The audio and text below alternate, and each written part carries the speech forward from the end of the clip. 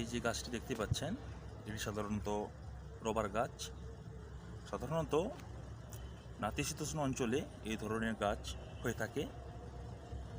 প্রথম রবার গাছ পাওয়া যায় দক্ষিণ আমেরিকাতে।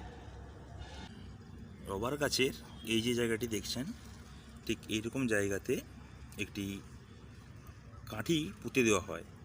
সেই কাঠি থেকে এক ধরনের রস নির্গত হয়, যেটাকে আমরা বলছি তরল রবার। সাধারণত এই গাছটি ছোট, গাছটি কয়েক বছর পর বড় হওয়ার পর আমরা বোঝাতে পারবো। আমরা যে বর্ষাকালে যে রেনকোট পরে থাকি, সেই রেনকোট প্রথম তৈরি হয়েছিল পৃথিবীতে এই তরল রবার থেকে। তরল রবারকে আবার বিভিন্ন প্রক্রিয়ার মাধ্যমে নিয়ে গিয়ে রেডি করা হয় কঠিন রবার।